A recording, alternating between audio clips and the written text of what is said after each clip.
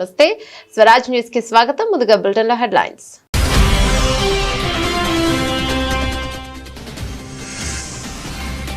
పరస్పర సుంకాన్ని ప్రకటించిన ట్రంప్, పెంచిన సుంకాలు తక్షణమే అమల్లోకి వస్తాయని వెల్లడి.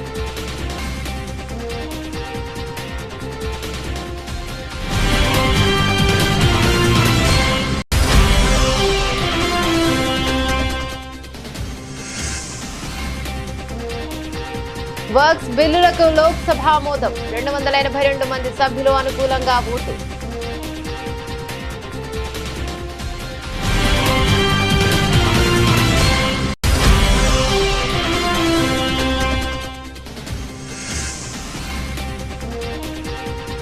థాయిలాండ్ కు బయలుదేరిన ప్రధాని మోదీ, 5 దేశాల అధినేతలతో సమావేశం.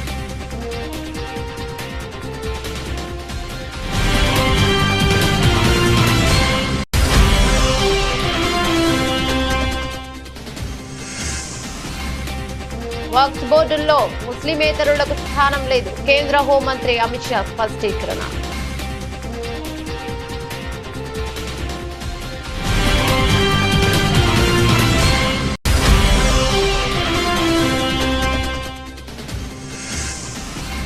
రిజర్వేషన్లకు అనుమతిస్తే సభ పెట్టి సన్మానం చేస్తాం, ఢిల్లీ బీసీ పోరుగచ్చిన సభలో సీఎం రేవంత్ రెడ్డి.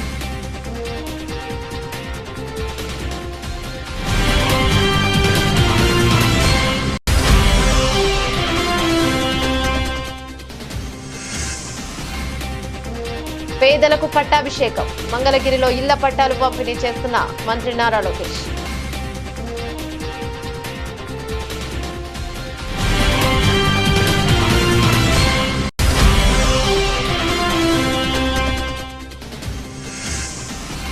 కంచె గచ్చిబౌలి భూములపై కేసీఆర్ సంచలన వ్యాఖ్యలు, ఆ భూములు కొనుగోలు చేస్తే నష్టపోతారని హెచ్చరిక.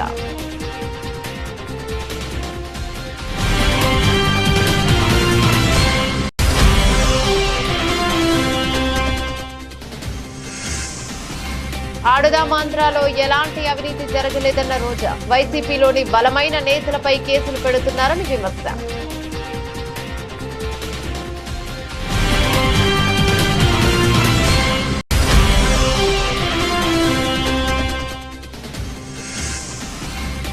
ఆర్సీపీకి గుజరాత్ షాక్, బెంగళూరుకు తొలి ఓటమి, బెంగళూరును 8 వికెట్ల తేడాతో ఓడించిన గుజరాత్.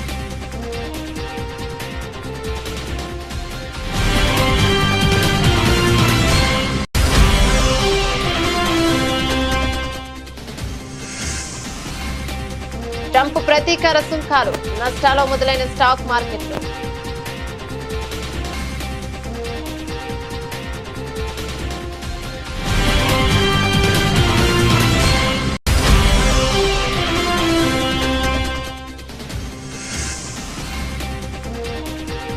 నాని ది పారడైజ్ పై రూమర్స్, జోకర్లు అంటూ ఘాట్ స్పందన.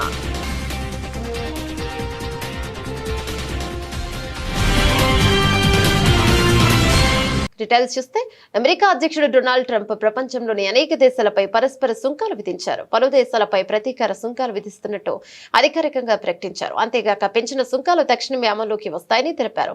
అధికార భవనం వైట్ హౌస్ లోని రోజ్ గార్డెన్ లో ఏర్పాటు చేసిన సమావేశంలో ఈ విషయాలను వెల్లడించారు. ఇక ఈ రోజును లిబరేషన్ డేగా నిర్వహించిన ట్రంప్ ఈ ప్రత్యేక సమావేశానికి కేబినెట్ సభ్యులతో పాటు స్టీల్, ఆటోమొబైల్ రంగ కార్మికులను ఆహ్వానించారు. ఇక భారత్ తో పాటు చైనాపై భారీగానే పరస్పర సుంకాలను విధించారు. అయితే ఆయా దేశాలు తమ నుంచి వసూలు చేస్తున్న సుంకాల్లో తాము సగమే విధిస్తున్నట్లు, తద్వారా తాము వారిపై దయతో ఉన్నామని సందర్భంగా ట్రంప్ తెలియజేశారు. వీటిని రాయితీ పరస్పర సుంకాలు అని పేర్కొన్నారు. ఇక భారత్ పై 26%, చైనాపై 34% దిగుమతి సుంకాన్ని అమెరికా వసూలు చేస్తోందని ట్రంప్ ప్రకటించారు. భారతదేశం గురించి మాట్లాడుతూ న్యూఢిల్లీ విధించిన సుంకాలను చాలా కఠినమైనవి అని ఆయన అభివర్ణించారు. వారి ప్రధాని నరేంద్ర మోదీ ఇటీవలే యుఎస్ వచ్చి వెళ్లారు. ఆయన నాకు మంచి మిత్రుడు, కానీ నేను ఆయనతో, నువ్వు నా స్నేహితుడు, కానీ నువ్వు మాతో సరిగ్గా వ్యవహరించడం లేదని చెప్పారు. ఇండియాను మా నుంచి 52% సుంకం వసూలు చేస్తోంది, కాబట్టి మేము దానిలో సగం 26% వసూలు చేస్తామని ట్రంప్ అన్నారు. Thailand and others are charging much higher prices, like 60%. India charges 70%. Vietnam charges 75%, and others are even higher than that. Likewise, until today, the United States has for decades charged a 2.5 tariff. Think of that, 2.5% on foreign-made automobiles. The European Union charges us more than 10% tariffs, and they have 20% VATs, much, much higher. India charges 70%, and perhaps worst of all are the non-monetary restrictions imposed by South Korea, Japan, and very many other nations. As a result of these colossal trade barriers, 81% of the cars in South Korea are made in South Korea. 94% of the cars in Japan are made in Japan. Toyota sells 1 million foreign-made automobiles into the United States, and General Motors sells almost none. Ford sells very little. None of our companies are allowed to go into other countries. And I say that friend and foe. And in many cases, the friend is worse than the foe in terms of trade. వివాదాస్పద works సవరణ బిల్లును లోక్సభ ఆమోదించింది. బుధవారం లోక్సభలో ఈ బిల్లుపై సుదీర్ఘ చర్చ జరిగింది. 12 గంటల పాటు సాగిన ఈ సుదీర్ఘ చర్చ అనంతరం అర్ధరాత్రి తర్వాత స్పీకర్ ఓం బిర్లా బిల్లుపై ఓటింగ్ నిర్వహించారు. ఇక మొత్తం 282 మంది సభ్యులు అనుకూలంగా ఓటు వేయగా 232 మంది దీనిని వ్యతిరేకించారు. ఇక ఈ రోజు ఈ వర్క్స్ బిల్లు రాజ్యసభకు వెళ్లనుంది. ఈ బిల్లుపై రాజ్యసభలో చర్చించేందుకు 8 గంటల సమయం కేటాయించారు. కాగా బీజేపీ నేతృత్వంలోని ఎన్డీఏ కూటమి ప్రతిపక్ష ఇండియా కూటమిలో ప్రధాన పార్టీలు తమ ఎంపీలకు విప్ జారీ చేసిన సంగతి తెలిసిందే. संशोधित पारित किया जाए. Sir, I move that the bill be passed as amended. प्रश्न ये कि विधेयक को यथा संशोधित पारित किया जाए. जो सदस्य इसके पक्ष में हाँ कहें, जो सदस्य विरोध में ना कहें. मेरे विचार में निर्णय हाँ वालों के पक्ष में प्रस्ताव स्वीकृत हुआ. विधेयक पर यथा संशोधित पारित हुआ. ప్రధాని నరేంద్ర మోదీ గురువారం థాయిలాండ్ లో బయలుదేరి వెళ్లారు. 2 రోజుల పాటు ఆ దేశంలో పర్యటించనున్న మోదీ వివిధ కార్యక్రమాల్లో పాల్గొన్నారు. ఇక అంతేకాక Bay of Bengal initiative for multi sectoral technical and economic cooperation 6 శిఖరాగ్ర సమావేశానికి హాజరు కానున్నారు. ఇక ఈ సందర్భంగా సముద్ర సహకారాన్ని బలోపేతం చేయడానికి ఒక ఒప్పందంపై సంతకం చేసే అవకాశం ఉంది. అలాగే కూటమి సభ్య దేశాల మధ్య సహకారాన్ని మరింత బలోపేతం చేయడానికి చర్చించే అవకాశం ఉంది. ఈ సమ్మిట్ కు Thai PM Paetongtarn Shinawatra, Nepal ప్రధాని కేపీ ఓలీ, భూటాన్ ప్రధాని షేరింగ్ టోబ్గే, బంగ్లాదేశ్ తాత్కాలిక ప్రభుత్వాధినేత మహమ్మద్ యనస్, శ్రీలంక పీఎం హరిని అమరసూర్య సైతం హాజరు కానున్నారు. 2018లో నేపాల్లోని కాఠ్మాండులో జరిగిన 4వ బిమ్స్టెక్ శిఖరాగ్ర సమావేశం తర్వాత మొదటి భౌతిక సమావేశం ఇదే కావడం గమనార్హం. చివరి శిఖరాగ్ర సమావేశం 2022 మార్చిలో కొలంబోలో వర్చువల్ ఫార్మాట్ లో జరిగింది. ప్రధాని మోదీ పర్యటన గురించి థాయిలాండ్ లో భారత రాయబారి నగే సింగ్ స్పందించారు. మోదీ పర్యటనతో థాయిలాండ్ లో ఉత్సాహభరితమైన వాతావరణం నెలకొంది.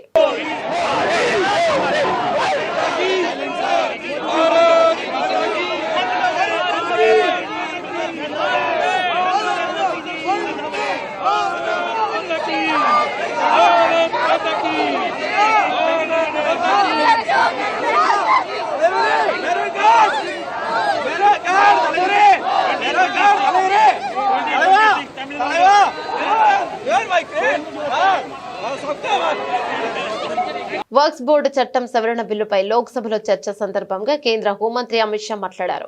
వర్క్స్ బోర్డులో ముస్లిమేతరులకు కూడా స్థానం కల్పిస్తారంటూ కొందరు కావాలనే ముస్లింలను రెచ్చగొడుతున్నారంటూ మండిపడ్డారు. వర్క్స్ చట్ట సవరణ బిల్లులో అలాంటి నిబంధన ఏదీ లేదని స్పష్టం చేశారు. వర్క్స్ బోర్డులో ముస్లింలు మాత్రమే ఉంటారని, ముస్లిమేతరులు ఉండరని అమిత్ షా ఉద్ఘాటించారు. వర్క్స్ బోర్డు ఏం చేయాలి? వర్క్స్ సంపదను అమ్ముకుని తినే వారిని పట్టుకోవాలి.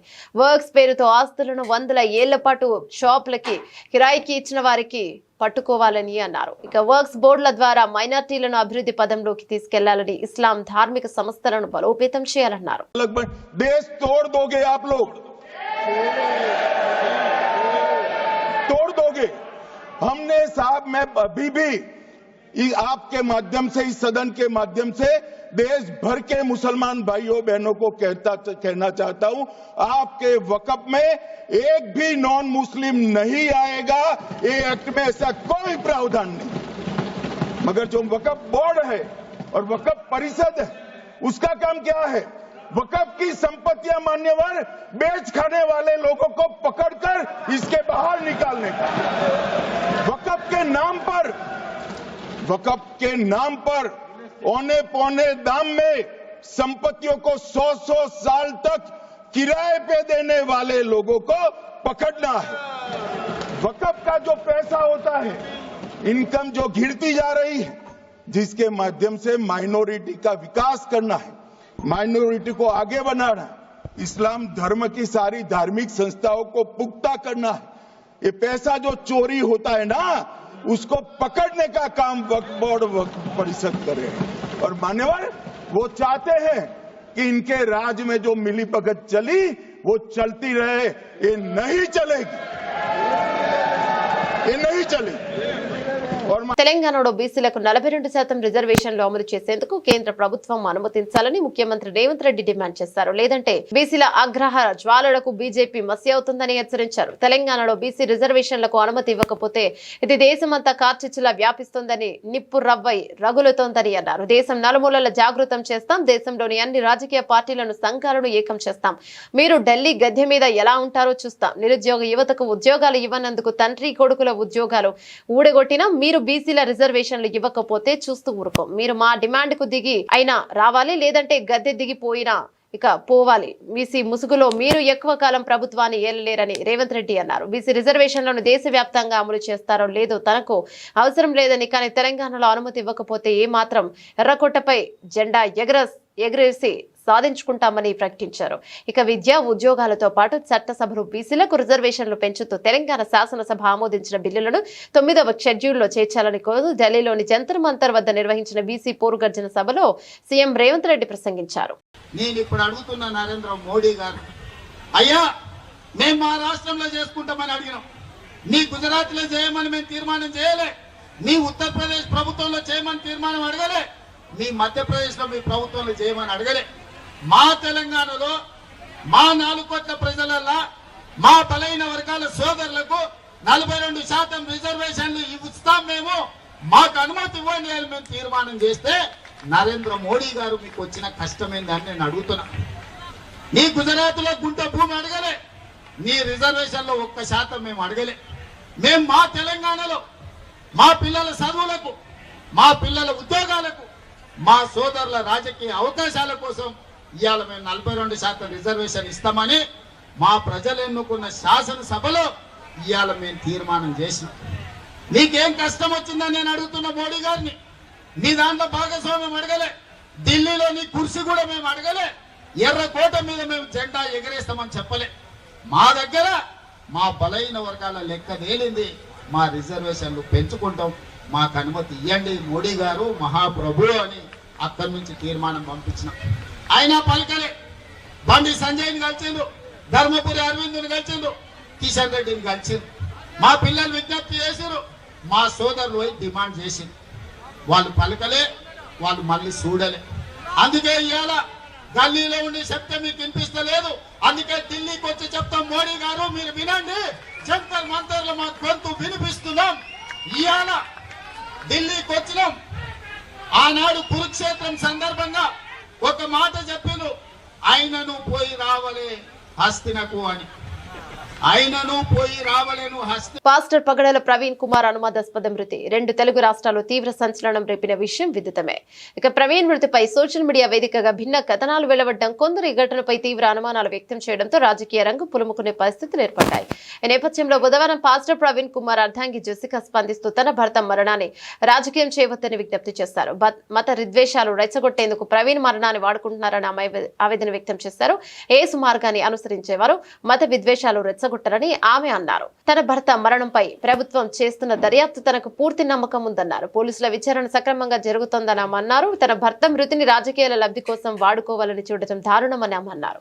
పోలీసుల విచారణకు అందరూ సహకరించాలని ఆమె ఒక వీడియో సందేశాన్ని విడుదల చేశారు. I request your cooperation during this investigation. Government was quick to order complete investigation, and we are gratefully thankful. We believe in the government investigation, and I urge, please do not disturb the religious harmony, as my husband Praveen never intended to disturb the communal harmony in the society. Hyderabad central university వ్యవహారంలో కాంగ్రెస్ ప్రభుత్వం CM Revanth Reddy వ్యవహరిస్తున్న తీరుపై BRS working president Kalvakuntla Taraka Ramarao ధ్వజమెత్తారు. BRS నేతలతో కలిసి తెలంగాణ భవన్లో ఆయన media సమావేశం నిర్వహించారు. ఈ సందర్భంగా ఆయన మాట్లాడుతూ పోరాట స్ఫూర్తికి బీఆర్ఎస్ పార్టీ తరపున హైదరాబాద్ నగర ప్రజల తరపున సెల్యూట్ చేస్తున్నాం. అమన్ ఇక అసామాన్య ప్రతిఘటన గొప్ప పోరాట పటిమ ప్రదర్శిస్తున్నారు. తెలంగాణ ఉద్యమంలో ఆనాడు ఉస్మానియా, కాకతీయ, మహాత్మా గాంధీ, పాలమూరు, శాతవాహన యూనివర్సిటీలో ఎలాంటి పోరాటం అయితే ఆనాడు చూసామో అంతకు ధీటుగా ఈ రోజు రాష్ట్ర ప్రభుత్వాన్ని సవాలు చేస్తూ ఈ పోరాటంలో విరోచితంగా ముందుకు నడుస్తున్న తమ్ముళ్లు, చెల్లెళ్లకు హృదయపూర్వకంగా తెలంగాణ ప్రజల తరపున సెల్యూట్ చేస్తూ ధన్యవాదాలు తెలుపుతున్నారు. 10 రోజులుగా ఇంత పెద్ద పోరాటం జరుగుతుంటే సహజంగా ప్రజాస్వామిక లక్షణాలున్న ప్రభుత్వం అయితే వారిని పిలవాలి, మాట్లాడాలి, వారి ఆందోళనలను విరమింపజేసే ఆలోచన చేయాలి. కనీసం వారితో పిలవకపోయినా కనీసం అక్కడికన్నా ప్రభుత్వ ప్రతినిధులను పంపి ఒక మంత్రి గారినో లేదా బాధ్యత గల వ్యక్తులను, అధికారులను పంపి వారికి కొంత వివరించి చెప్పే ప్రయత్నం చేయాలి. కానీ ఈ ప్రభుత్వ వైఖరి ఎట్లా ఉంది? ఆందోళనలు చేస్తున్న విద్యార్థులను పట్టుకొని గుంటనక్కలు, అక్కడ జింకలు లేవు, గుంటనక్కలు ఉన్నాయని స్వయంగా ముఖ్యమంత్రి గారు మాట్లాడుతున్నారు. ఇంకొక మంత్రి గారు అయితే పేమెంట్ బ్యాచ్ అని చెప్పి విద్యార్థులను చిన్నగా చేసే విధంగా, వాళ్ళని అల్పంగా చూపే విధంగా ఇంకొక మంత్రి గారు నోరు బారేసుకుంటారు. ఉప ముఖ్యమంత్రి గారు అక్కడ జంతువులే లేవు, అదంతా ఏఐ జనరేటెడ్, ఆర్టిఫిషియల్ ఇంటెలిజెన్స్ ద్వారా జనరేట్ అయిన ఇమేజెస్ అని తన కృత్రిమ మేధస్సును ఆయన బయట పెట్టుకున్నాడు. You are just a custodian, నువ్వు ధర్మకర్తవు మాత్రమే. ప్రజల సొమ్ముకు, ప్రభుత్వ భూమి అంటే ప్రజల సొమ్ము అది, కాబట్టి ప్రజల సొమ్ముకు నువ్వు ధర్మకర్తవు మాత్రమే. You are a mere custodian for a very short time. నేనేదో రాజును, ఇది నాది రాజ్యం అన్నట్టుగా బిహేవ్ చేస్తే వారికి గుర్తు చేస్తా ఉన్నా, అది యూనివర్సిటీ భూమి, గవర్నమెంట్ భూమి అనే పంచాయతీ పక్కకు పెడితే నువ్వు you are a mere trustee and custodian, అంతే. ధర్మకర్తవు తాత్కాలికంగా ఉన్నవాడు, దాన్ని కాపాడాల్సింది పోయి ఇష్టం వచ్చినట్టు పనిచేస్తాను, ఇష్టం వచ్చినట్టు వ్యవహారం చేస్తానంటే కుదరదు. ఎన్నికల సమయంలో మంగళగిరి నియోజకవర్గ ప్రజలకు ఇచ్చిన హామీని నిలబెట్టుకుంటామని మంత్రి నారా లోకేష్ తెలిపారు. గురువారం మంగళగిరిలో పేదలకు పట్టాభిషేక కార్యక్రమం కింద తొలి విడతలో అర్హులైన 3000 మందికి ఇళ్ల పట్టాల పంపిణీకి మంత్రి లోకేష్ శ్రీకారం చుట్టారు.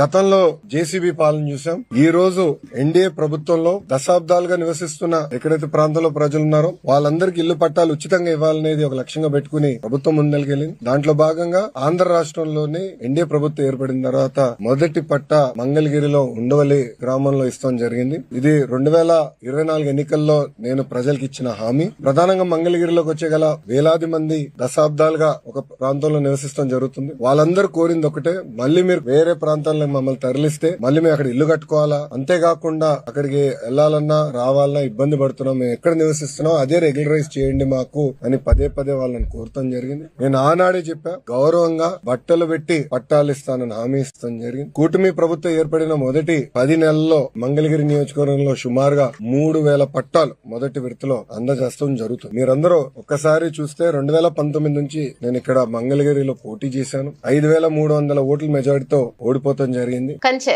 గచ్చిబౌలిలోని వివాదాస్పద స్థలంలో పనులు కొనసాగుతూనే ఉన్నాయి. 400 ఎకరాలు చేపట్టిన పనులను ఒక రోజు పాటు నిలిపివేయాలని హైకోర్టు బుధవారం రాష్ట్ర ప్రభుత్వాన్ని ఆదేశించిన విషయం తెలిసింది. అయినప్పటికీ ప్రభుత్వం చెట్ల నరికివేత చదును చేసే కార్యక్రమాన్ని ఆపివేయలేదు. గురువారం ఉదయం 7 గంటల సమయంలో కూడా కూలీలతో చెట్ల నరికివేయించే పనులను కొనసాగింది. దీనికి సంబంధించిన వీడియోలను తమ మొబైల్ ఫోన్లలో సంబంధించి హెచ్సియు విద్యార్థులు సోషల్ మీడియాలో పోస్ట్ చేశారు. కాగా కంచె గచ్చిబౌలిలో 400 ఎకరాలు చేపట్టిన పనులను తక్షణమే నిలిపివేయాలని హైకోర్టు బుధవారం రాష్ట్ర ప్రభుత్వాన్ని ఆదేశించింది.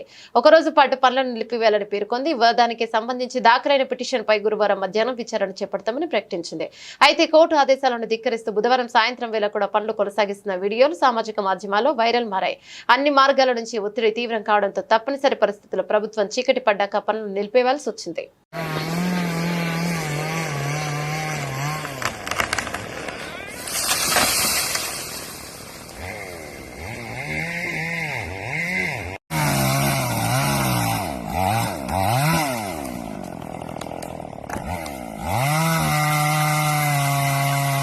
ఆడదామాంధ్ర కార్యక్రమంపై ఇంతవరకు కేసులు నమోదు కాలేదని వైసీపీ నాయకురాలు మాజీ మంత్రి రోజా అన్నారు.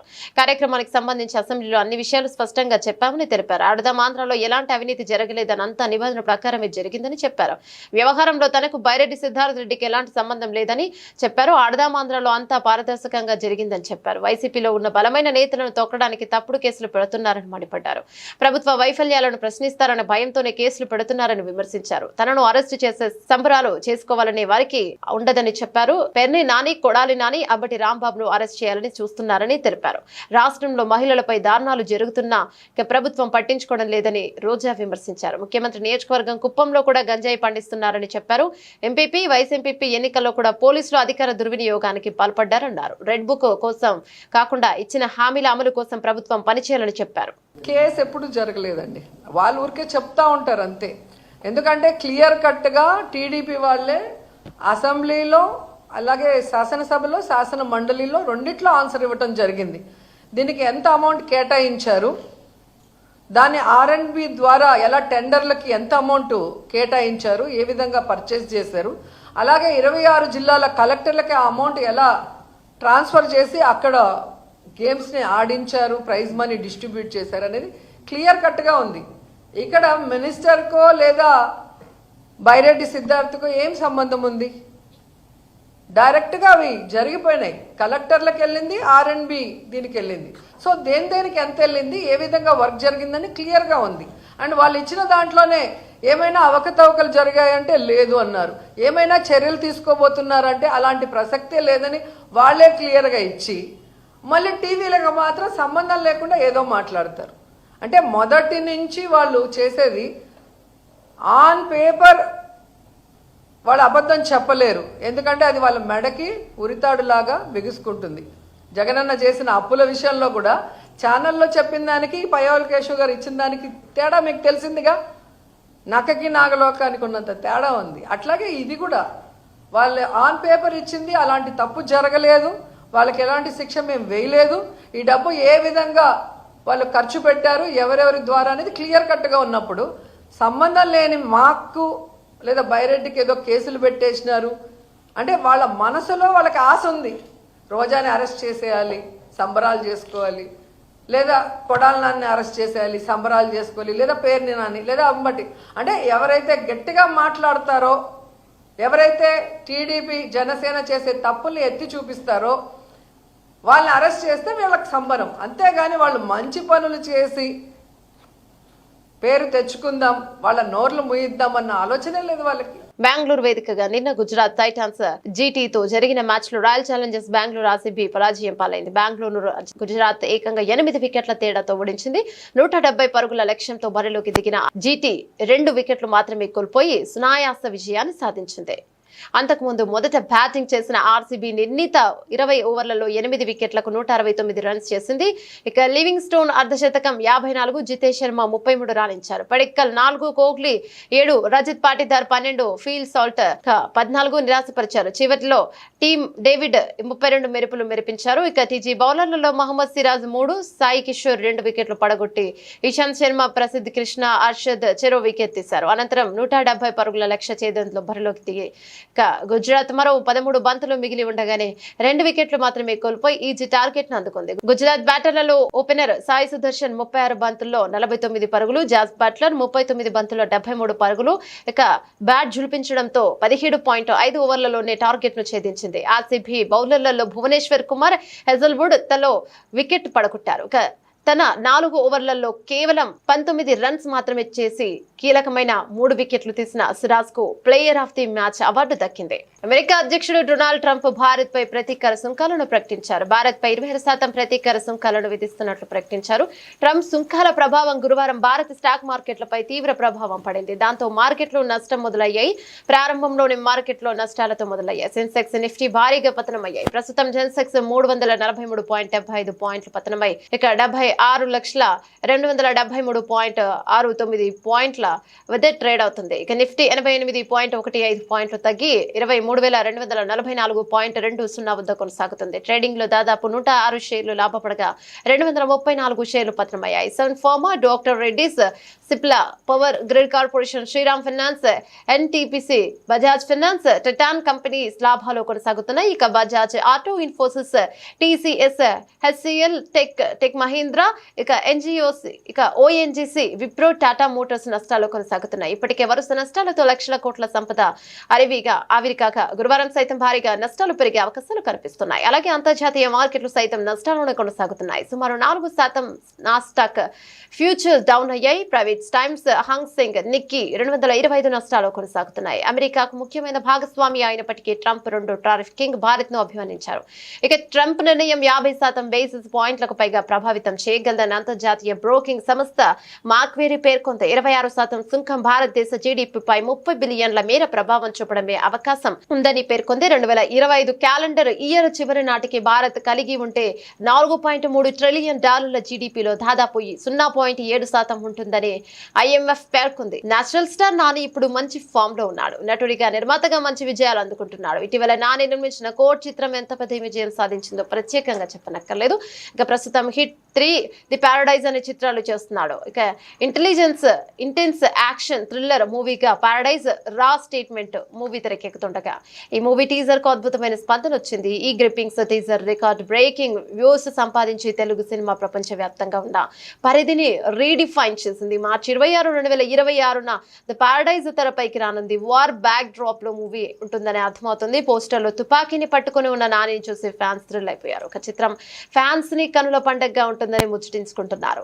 ఇక ఎస్ఎల్వి సినిమాస్ పై సుధాకర్ చెరుకూరి చిత్రాన్ని అత్యున్నత స్థాయి నిర్మాణ విలువలతో నిర్మిస్తున్నారు. చిత్రం ఇంగ్లీష్, స్పానిష్ సహా 8 భాషల్లో విడుదల కానుంది. చిత్రంపై పలు షాకింగ్ పుకార్లు వినిపించడం మొదలయ్యాయి. పలు రూమర్స్ వైరల్ చేసిన నేపథ్యంలో మేకర్స్ నుంచి ఊహించని ఘాటు రిప్లై వచ్చింది. తమ సినిమాపై ఇలా వార్తలు స్ప్రెడ్ చేస్తున్న జోకర్స్ అందరికి కూడా సమాధానం తమ సినిమాతోనే చెప్తామని అంటున్నారు. అలాగే సోషల్ మీడియాలో ప్రచారం చేస్తున్న వారందరికీ కూడా సమయం దగ్గరలో ఉందని అన్నట్టు వార్నింగ్ ఇస్తున్నారు. బులెటిన్ ముగించే ముందు హెడ్లైన్స్ మరోసారి.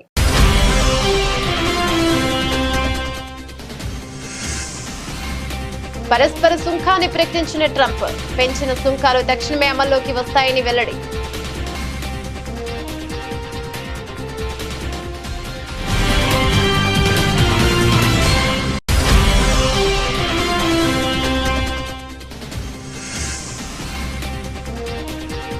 వర్క్స్ బిల్లులకు లోక్సభ ఆమోదం, 282 మంది సభ్యులు అనుకూలంగా ఓటు.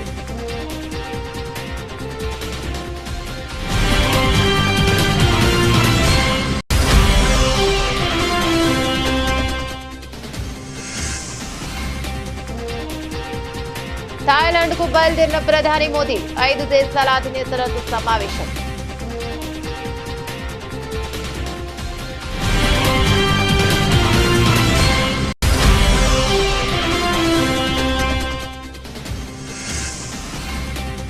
వక్ఫ్ బోర్డుల్లో ముస్లిమేతరులకు స్థానం లేదు, కేంద్ర హోంమంత్రి అమిత్ షా స్పష్టీకరణ.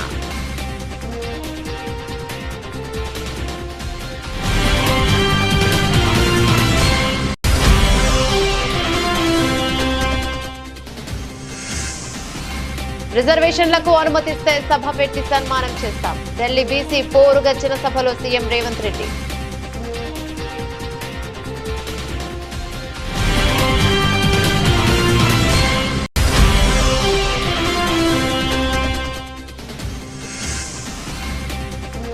పేదలకు పట్టాభిషేకం, మంగళగిరిలో ఇళ్ల పట్టాలు పంపిణీ చేస్తున్న మంత్రి నారా లోకేష్.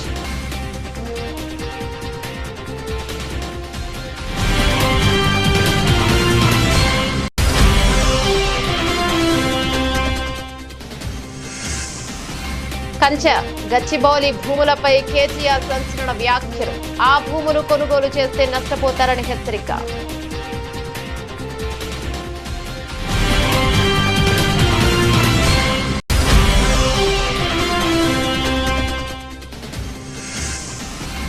ఆడుదామాంధ్రాలో ఎలాంటి అవినీతి జరగలేదన్న రోజా, వైసీపీలోని బలమైన నేతలపై కేసులు పెడుతున్నారని విమర్శ.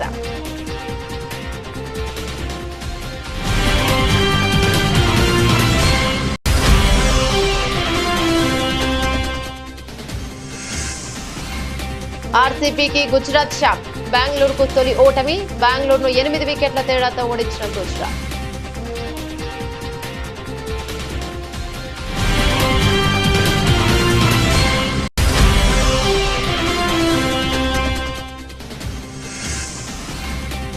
ట్రంప్ ప్రతీకార సుంకాలు. నష్టాల్లో మొదలైన స్టాక్ మార్కెట్లు.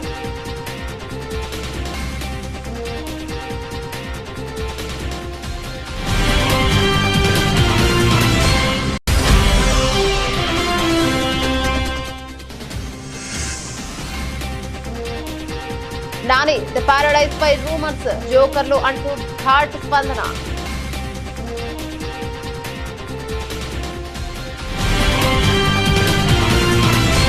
ఇవి బులెటిన్లోని అప్డేట్స్. మరో బులెటిన్లో మళ్ళీ కలుసుకుందాం. అంతవరకు సెలవు. నమస్తే.